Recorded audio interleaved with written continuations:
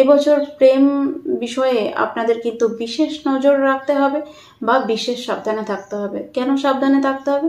কারণ রাহু কিন্তু আপনাদের রাশি থেকে পঞ্চম ভাবের মধ্যে দৃষ্টি দিচ্ছে এবং সেই অনুযায়ী পঞ্চম ভাব থেকে আমরা জানি প্রেম বিচার করা হয়। তাই প্রেমের ক্ষেত্রে একটু বিশেষ সাবধানে থাকতে হবে, কারণ এবছর কিন্তু প্রেমের মধ্যে অযথায় কোনো ঝগড়া অশান্তি, অযথায় মনোমালিন্য, অযথায় বনিমনা প্রবলেম, আপনি হয়তো ভালো হিসাবে আপনার পার্টনারকে কিছু বোঝাতে যাচ্ছেন, পার্টনার সেটাকে খারাপ ভেবে নিচ্ছে বা খারাপভাবে নিচ্ছে, এই সমস্ত বিষয় কিন্তু চলতে থাকবে এবং এমনও হতে পারে যে প্রেম কিন্তু বিচ্ছেদের রূপ নিতে পারে, অর্থাৎ প্রেম কিন্তু কেটেও যেতে পারে এবছর। তাই অবশ্যই প্রেমের ক্ষেত্রে কিন্তু অনেক বেশি সাবধান বা অনেক বেশি সতর্ক হতে হবে।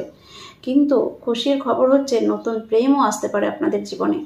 যারা এখনো প্রেম করেন না বা চাইছেন যে জীবনে কোনো প্রেম আসুক, তাদের ক্ষেত্রে কিন্তু অবশ্যই সুখবর, তাদের জীবনে কোনো নতুন প্রেম আসতে পারে এবছর। নেক্সট যেটা বলবো, যে যারা পড়াশোনা করছে, হায়ার স্টাডিজ করছে, তাদের পড়াশোনার ক্ষেত্রে কিন্তু মাইন্ড ফ্ল্যাকচুয়েশন হচ্ছে এবং প্রচণ্ড কি বলবো, মাইন্ডটা কনসেন্ট্রেশনের যে অভাব, সেই কনসেন্ট্রেশনের অভাবের ফলে এবছর কিন্তু রেজাল্ট কিছুটা খারাপ হতে পারে।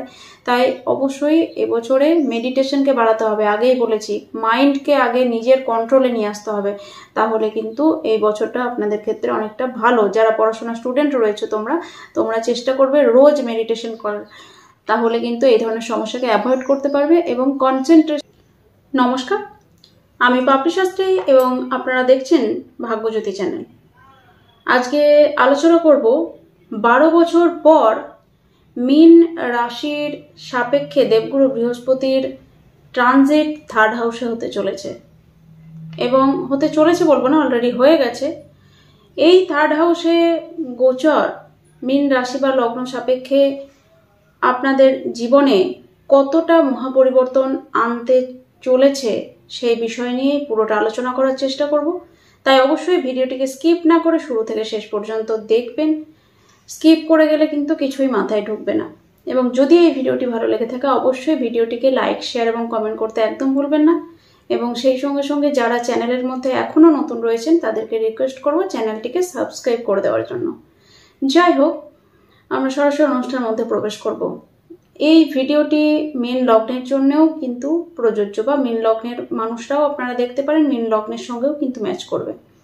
মীন রাশিতে অলরেডি রাহু মহারাজ বসে রয়েছেন এবং মীন রাশির দ্বাদশ ভাবের মধ্যে শনি মহারাজ বসে রয়েছেন এবং সেই সঙ্গে সঙ্গে থার্ড হাউসে দেবগুরু বৃহস্পতির এই ট্রানজিট। তো কি ফলাফল আনতে চলেছে? থার্ড হাউসের মধ্যে অবশ্যই অবস্থান করছে এবং সেখান থেকে তার একটি দৃষ্টি সপ্তম ভাবের মধ্যে পড়ছে মীন রাশি সাপেক্ষে, একটি দৃষ্টি পড়ছে নবম ভাবের মধ্যে এবং একটি দৃষ্টি পড়ছে একাদশ ভাবের মধ্যে। তো বুঝতেই পারছেন কতটা ইম্পর্টেন্ট ভাবগুলোতে দেবগুরু বৃহস্পতির এই দৃষ্টি পড়ছে। তো কি কি ফলাফল হতে চলেছে প্রথমে বলবো না, প্রথমে তার আগে একটা কথা বলতে হবে, যেটা হচ্ছে যে মীন রাশির কিন্তু 7.5 চলছে, এটা কিন্তু আমাদেরকে ভুলে গেলে চলবে না। এবং মীন রাশির এই 7.5 প্রায় 1.5 বছর হয়ে গেছে এবং যাদের জন্মছকের মধ্যে অলরেডি মীন রাশির সাপেক্ষে বলবো যে শনি মহারাজের অবস্থান খুব ভালো পজিশনে নেই, তারা কিন্তু অলরেডি এই যে 7.5 সমস্যায় পড়েছেন, সমস্যা ফেস করছেন। এবং যাদের জন্মছকের মধ্যে শনি মহারাজের অবস্থান মোটামুটি ভালো রয়েছে, তারা কিন্তু এই 7.5 অতটা কিছু সমস্যায় পড়বে না। সমস্যায় তো পড়বেই ডেফিনেটলি, কিন্তু সেই সমস্যাকে ওভারকাম করতে পারবে এবং সেই সঙ্গে সঙ্গে তাদের কিন্তু এই 7.5 উন্নতিও হবে। যাই হোক, এই বিষয় নিয়ে আগে অন্য ভিডিওতে আলোচনা করেছিলাম, পরবর্তীকালে আবারও আলোচনা করব সেরকম দরকার হলে। এখন যেটা আলোচনা করব যে দেবগুরু বৃহস্পতির এই ট্রানজিট সম্পর্কে। তো 7.5 তো অলরেডি চলছে, মীন রাশির মানুষরা সমস্যার মধ্যে অলরেডি রয়েছেন এবং রাশির মধ্যে আবার রাহু বসে রয়েছেন, সেটাও একটা খুব ক্রিটিক্যাল কন্ডিশন। তো মীন রাশির সব মিলিয়ে একটা মোটামুটি সমস্যার মধ্যে দিয়ে যাচ্ছে সেটা বলা যেতে পারে। তবুও দেবগুরু বৃহস্পতির এই ট্রানজিট মীন রাশির সাপেক্ষে কি কি ফলাফল বা কি কি মহাপরিবর্তন আপনাদের জীবনে হতে চলেছে বা আনতে চলেছে, সেটা কিন্তু পরপর বলতে থাকবো। প্রথম যে কথাটা বলবো সেটা হচ্ছে শরীর স্বাস্থ্য সংক্রান্ত। মীন রাশি যারা মানুষরা রয়েছেন বা লগ্নের, তো আগেই বললাম লগ্নের মানুষদের সঙ্গেও এটা ম্যাচ করবে। তো মীন রাশির যারা মানুষরা রয়েছেন তাদের কিন্তু এবছর শরীর স্বাস্থ্য নিয়ে বিশেষ সাবধানে থাকতে হবে। 2024-এর মে মাস থেকে 2025-এর মে মাস, এই একটা বছর কিন্তু আপনাদের জন্য অত্যন্ত গুরুত্বপূর্ণ একটা বছর। তাই অবশ্যই আপনাদেরকে কিন্তু সাবধানে থাকতে হবে, কারণ এই সময় কিন্তু যে কোনো টাইমে যখন তখন আপনার যে কোনো রকম শরীর স্বাস্থ্য খারাপ হতে পারে, হঠাৎ হঠাৎ কোনো রোগে আপনাকে ভোগাতে পারে, এবং সেই সঙ্গে সঙ্গে আপনাদের মাথা কিন্তু বেশ কিছুটা গরম হয়ে যেতে পারে। অর্থাৎ মাঝে মধ্যে আপনারা খেয়াল করবেন বিগত 6 মাস থেকে মাথা গরম হয়ে যাচ্ছে, রাগ বেশি হচ্ছে, এই ধরনের সমস্যা হচ্ছে, এবং কোনো ব্যথা বেদনা পেন রিলেটেড সমস্যা কিন্তু আপনাকে ভোগাতে পারে। দাঁত নখ চুল এই ধরনের সংক্রান্ত সমস্যা আপনাকে ভোগাতে পারে, স্কিন রিলেটেড কোনো প্রবলেমও ভোগাতে পারে। তবে এই মাথা গরম করে অর্থাৎ রেগে গিয়ে উল্টোপাল্টা কিছু কথাবার্তা আপনি বলে ফেলতে পারেন, যেগুলোতে আপনার সামনে যারা মানুষরা রয়েছেন এই সামনের মানুষরা কিন্তু আপনার থেকে অনেকটা হার্ট হচ্ছে বা আঘাত পাচ্ছে আপনার কথায়। অর্থাৎ আপনি রেগে গিয়ে এমন কিছু বলে ফেলছেন যেগুলো কিন্তু আপনার ফ্যামিলির মানুষরা আপনার কথায় আঘাত পাচ্ছে, এবং এই নিয়ে একটা ফ্যামিলির সঙ্গে সংঘাত কিন্তু তৈরি হচ্ছে, এবং মাঝে মধ্যে ফ্যামিলির মধ্যে বনিবনা, ফ্যামিলির লোকেদের সঙ্গে বনিবনার প্রবলেম, আন্ডারস্ট্যান্ডিং প্রবলেম, মতানৈক্য, এই ধরনের সমস্যা কিন্তু অলরেডি হচ্ছে। এবং এই সমস্যা অবশ্যই এখনো একটা বছর কিন্তু আপনাদের হবে। তাই অবশ্যই আপনাদেরকে মাথা ঠান্ডা করতে হবে। আমি তো সবসময় বলবো মীন রাশির যারা মানুষরা রয়েছেন আপনারা আজ থেকেই মেডিটেশন শুরু করে দিন, এবং যত আপনারা মেডিটেশন করবেন তত কিন্তু এই সমস্যা থেকে বেরিয়ে আসতে পারবেন। আপনাদের মাথাকে ঠান্ডা করুন, শান্ত করুন। এমনি মীন রাশির মানুষরা কিন্তু অত্যন্ত ঠান্ডা শান্ত প্রকৃতিরই, কিন্তু গ্রহগত কন্ডিশনের জন্য কিন্তু এই ধরনের মাথা গরমের প্রবণতা চলে আসছে। তো যাই হোক, সেটাকে আপনাদেরকে নিজেদেরকেই সামলাতে হবে। তো সেটাকে আপনারা মাথাটাকে ঠান্ডা করার চেষ্টা করুন, তাহলে কিন্তু আপনাদের সমস্যা অনেকাংশে মিটবে। নেক্সট যেটা বলবো, সেকেন্ড হাউসের মধ্যে শনি মহারাজ বসে রয়েছেন। আত্মীয় স্বজনের সঙ্গে বেশ কিছুটা সমস্যা অলরেডি রয়েছে, বা আত্মীয় স্বজনের থেকে দূরে থাকা, আত্মীয় স্বজনদের সঙ্গে কোনো সম্পর্ক না থাকা, আত্মীয় স্বজনদের সঙ্গে যে কোনো বিষয়ে মতের অমিল, এই ধরনের কিন্তু একটা প্রবলেম রয়েছে, এবং এটা থাকবে এই বছরটা। এবং অর্থের ব্যাপারটা যদি আমরা খেয়াল করি তাহলে দেখব যে অর্থ আপনাদের যেটা আসবে তার থেকে খরচ হবে বেশি। অর্থও একদিকে আসবে, খরচও হবে একদিকে বেশি, এই ধরনের সমস্যা কিন্তু হবে। আমি বলবো যে কিছুটা সেভিংসের দিকে আপনারা ধ্যান দেওয়ার চেষ্টা করুন। কিছুটা সেভিংস যদি থাকে সেখান থেকে আপনারা কিন্তু খারাপ সময়ে সেটাকে কি বলবো ব্যালেন্স করে নিতে পারবেন। তো সেকেন্ড হাউসের মধ্যে এমনি শনির দৃষ্টি রয়েছে, তো সেই জায়গা থেকে আপনাদেরকে চেষ্টা করতে হবে যে খরচটাকে বুঝে শুনে করার।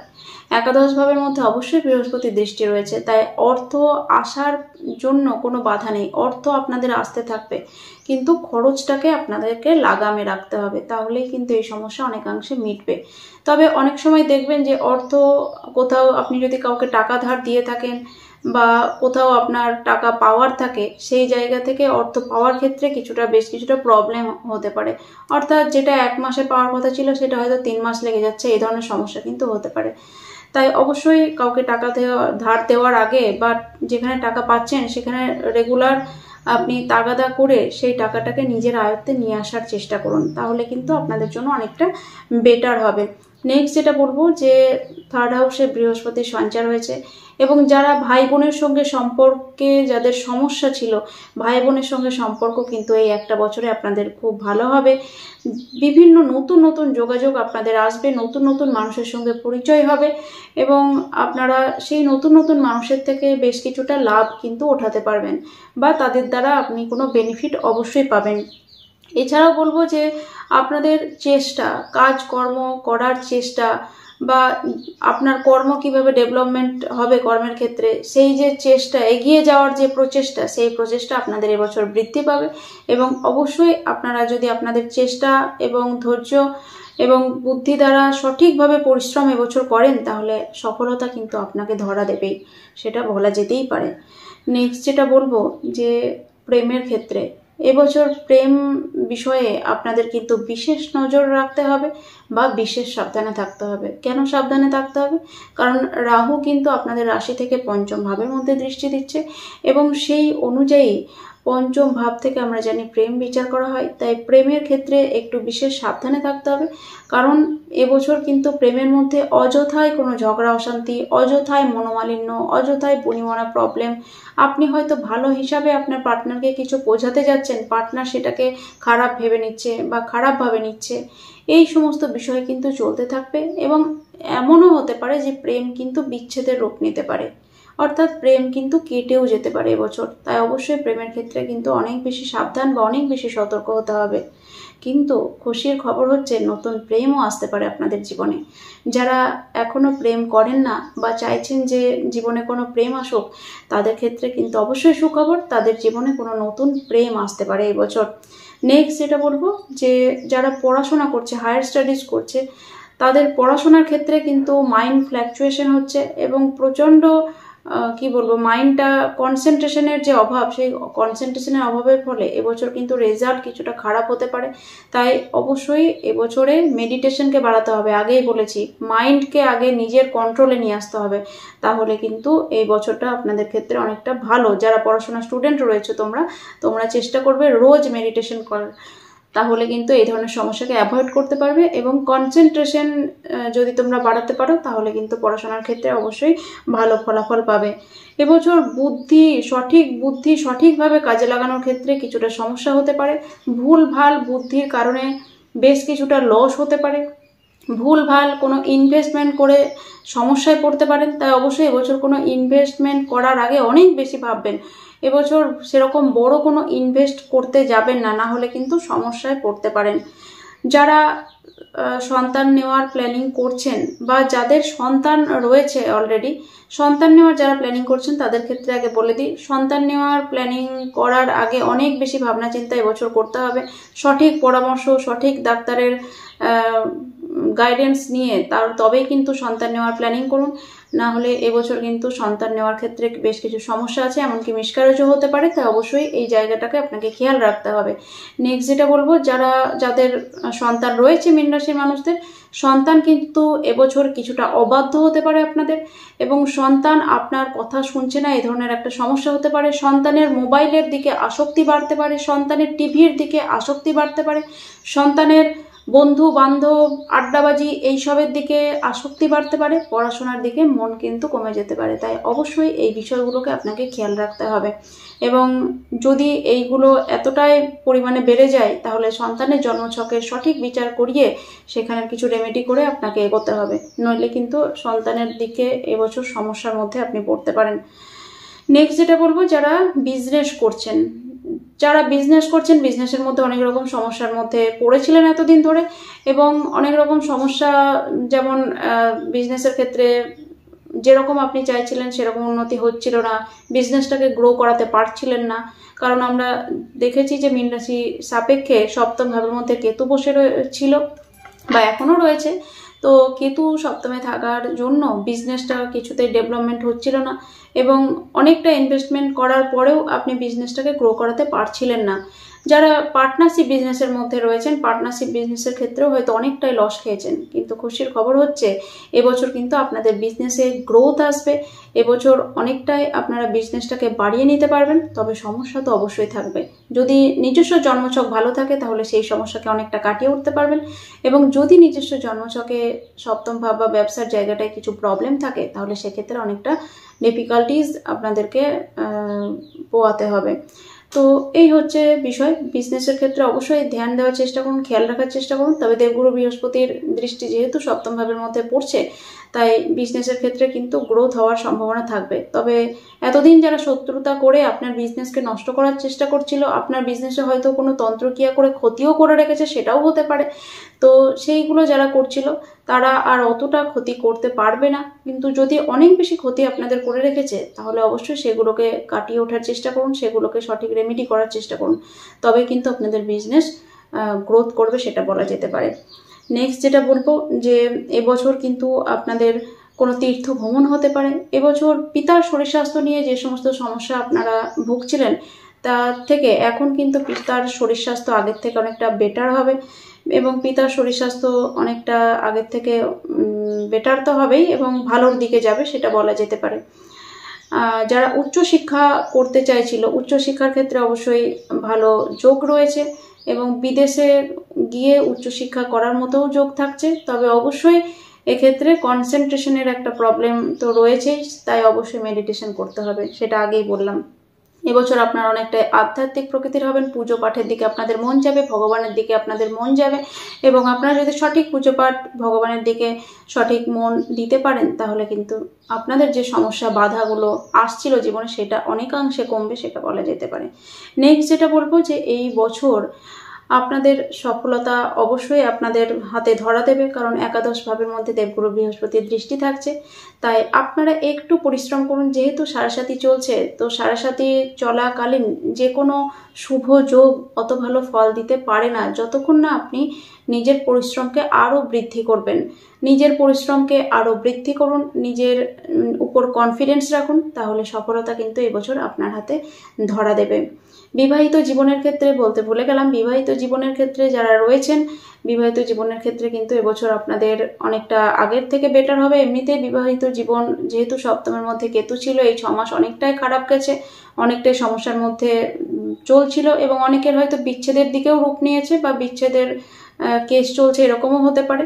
তো যাই হোক, এখন কিন্তু অনেকটা বিবাহিত জীবনের ক্ষেত্রে ভালো ফলাফল আপনারা পাবেন।